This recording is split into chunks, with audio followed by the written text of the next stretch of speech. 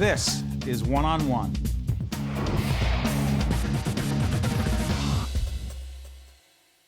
Hi, I'm Steve Adubato. It is my honor and my pleasure to introduce the gentleman you're about to see right now. He's Neal Shapiro, the President and Chief Executive Officer of WNET. Neal, good to see you. Thanks, Steve. Good to see you. Particularly in this particular location, the Tisch WNET studio. We love it when you're here. Yeah, no, we love to be here. I was telling you the other day that we've been taping over the last couple of days, and the folks that we brought in, Ed Asner and Gayle King and Maria Bartiromo and so many other people playing here on Broadway. It's a magnet. Yeah. Was that the idea? Yeah, it was two things. It was to take it. It was both to serve as a magnet for all the people who are close, but it was also kind of make a statement that we want to be at the forefront, at the intersection of arts and culture. In a way, and I say this with a certain amount of pride, but it is what it is. There's no other market like ours that can do this. We are the center of arts and culture, so we should be a part of it. And it is, in fact, the 50th anniversary. Exactly right. Of WNET. Put things in perspective. We're about to see a clip from Edward R. Murrow, the first broadcast. Right? Why don't we do this? Let's take a look at Murrow, who will always be the giant in our industry, and then Neal will pick it up from there. Edward R. Murrow, 50 years ago. Good evening. I'm Ed Murrow, and this is Channel 13, WNDT, something rather different. But in the words of Dylan Thomas, to begin at the beginning, this is educational television. It is 9 years old, quite young in the annals of education. But then television itself is but new come to being. This afternoon, there were 67 stations in the country. Tonight, this becomes the 68th. Pick it up. So you know what's great about that? It's great seeing it. It's great seeing with the cigarette smoke twirling up. It turns out that as they were doing this, there was actually a threat of a strike. Because in the earliest days of public television, there was an issue with, as all TV was, trying to grapple with what was going to happen. The Writers Guild's view was, anybody who appeared on public television should be a member of the Writers Guild. I don't mean hosts like you and me. Anybody. If you were a guest, they wanted you to have to join the Writers Guild. Right? So it would have been, everybody in the city would have eventually been in the Writers Guild. So the station said, we can't do that. The writers said, we're going to strike, and they did. So Channel 13 went on the air for a day, and then went off the air for 2 weeks until they settled the strike, and then went back on the air. And that's in its earliest days already, things were uncertain.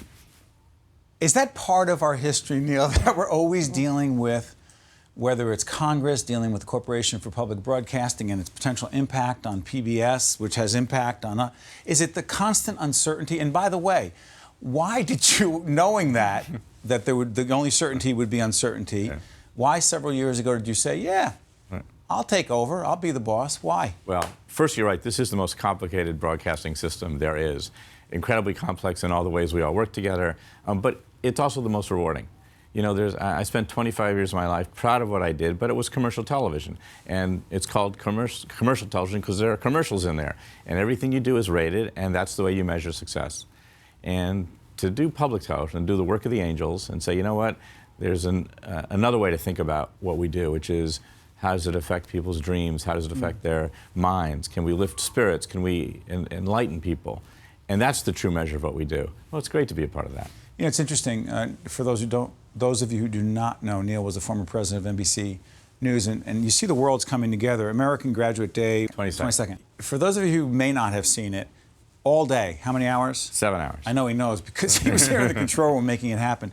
Those worlds come together because WNET and other systems across the country in the PBS system describe the day, because I'm seeing people from your previous world in NBC and other networks, top network people from across the country coming in, participating in what goal? Well, the idea was to cast a bright light on the issue of dropouts and to say, in addition to that, actually there are things you can do to fix it. You can't just sit back on your couch and say, gosh, that's a big problem, what can I do? When in fact there are nonprofits all over the country, in our city and around the country, who are doing interesting things. And the model was to say, let's do all that, and let's kind of borrow a little bit from the great skills of broadcasters who are great at interviewing people, and a little bit of stealing a page from some of the Jerry Lewis telethon, which was keep changing the talent all the time, because it's more what's going to happen next. So every half hour we had a new, different broadcaster, and every 7 minutes, at the end of the hour, we would cut away to local markets. So every station who participated could say, here's what we want to do. They had skin in the game. They did, and it was a chance for everybody, and JTV did some, That's 13 right. did some, because a lot of stations, especially in this area, have great local broadcasters too, and I wanted them to be part of the effort. And the other thing about it, and by the way, the point I was trying to make, and Neal just reinforced, is that you could never do that on the commercial side. Oh, you could never say, I'm going to spend 7 hours to talk about dropouts. Never happen. Yeah. 50th anniversary. Some of the biggest challenges we face, and also obviously the biggest opportunities as well at this point of our birthday. It's a great question. On the one hand, it's a great way to look back and say, look at all the things we've accomplished. And then to say, let's build on that great foundation, but to say even the people who started us were pioneers. And when you dig into it, you see the big, bold chances they took, because then there was nothing. And they were really saying, we have to invent something. And now, 50 years later, we have to reinvent it.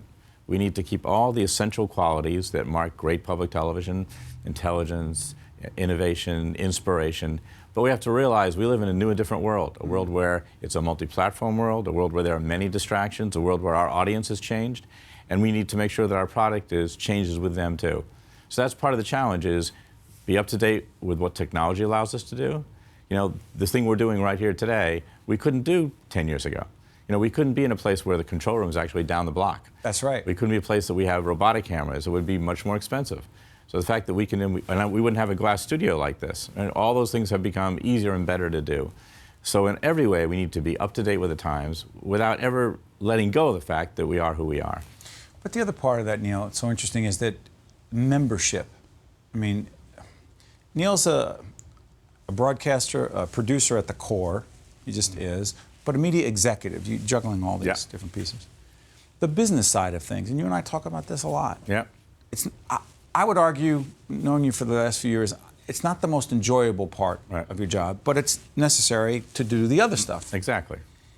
That part, how much of the job is the business of figuring out, not just, hey, wouldn't that be a great idea for a program, but how do we pay for it? How do we do it most cost effectively? How do we... Yeah. I'd say I probably spend 30 to 40% of my time worrying about that. And you're right, if you don't worry about that, you can't do anything else. And we do live in a place where we have tons of ideas. I get to work with some very smart, innovative people. You know, I think we both realize we're lucky to work in that kind of environment. But you're right, the challenges are unique. When I was at NBC News, they said, here's a bunch of money, don't spend more than we give you. And by the way, if you want to spend more money in Iraq and less in Afghanistan, go ahead. Don't spend more at the end of the year. Here, it's not only we don't necessarily have the money, but it's, you know what, actually that money only is for Iran. You can't spend it in Afghanistan. That's right. So we have people who give us money, and they also target what they give us. But I think the key thing here is how important membership is. Yeah, membership. That's the transition. And there's no real correlation in the commercial world. There's no obligation in the commercial world. You just watch. Right? Here, people really do cast a vote. Their individual contribution is the biggest source of income we have. And it's actually the biggest source to kind of try new things and different things and try bold things. And so I hope people realize just how important membership is. And so when we interrupt their programs, which we only do a couple times a year, but when we do it, it's for a really good reason. It's essential to keep the system moving. And without that membership, just to be clear, we could not do... We would do no local programming. We would do a third of the national program we would do. And I think the system would, in fact, crumble, because there aren't that many... There are increasingly less corporate funders. And even the people who write big checks, whether it's big individual philanthropists or foundations, never want to be first. They want to know they're reacting to something that people want. You know, even people who want to do good in something that's accepted.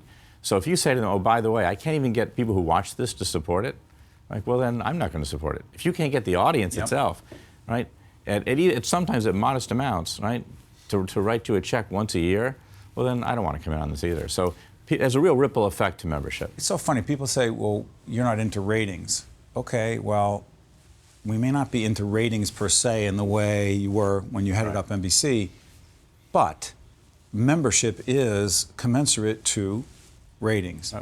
That being said, do the other money part. The federal issue, the congressional piece of this, those in Congress who, come on, Corporation for Public Broadcasting, let's not play the big bird game. Let's not play the game of rhetoric. Let's have a real discussion about it. Put it in context for us, Neal. Here's what's sort of missing a little bit in the presidential debate. What public television... By the way, excuse me for interrupting. We're taping this right before. It'll be relevant after, no matter what happens. That's exactly true. And it increasingly is an issue in Congress no matter what. The better way to think about public television, this is the most successful public-private partnership ever. This is an example where for every dollar we get, we raise 5 to 6 times as much from the private sector. And when a certain president heard this, he said, that's great. And that president was Ronald Reagan. Right? So when Ronald Reagan said, that's exactly what government should do. Now that said, the amount of money is so small. it's less than $1.35 per taxpayer per year.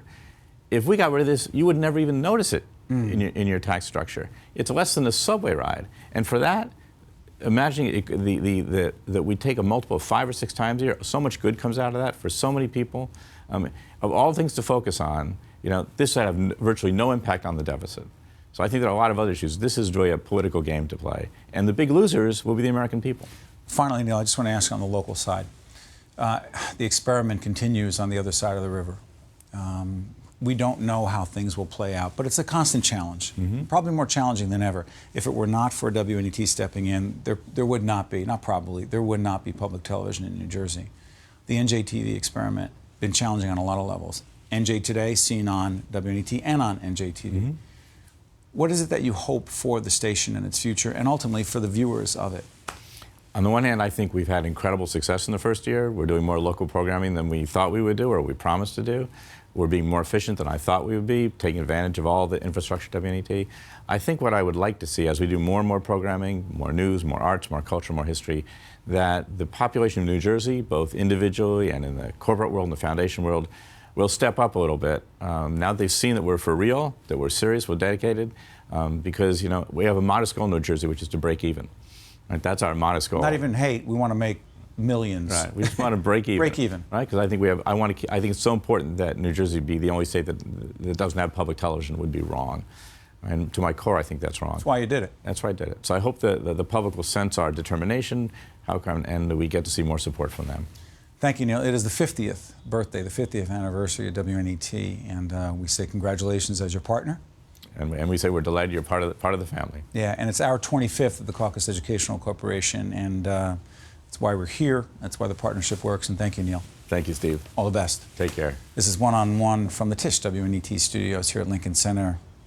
Good guests, good shows. We'll be right back right after this. Thank you.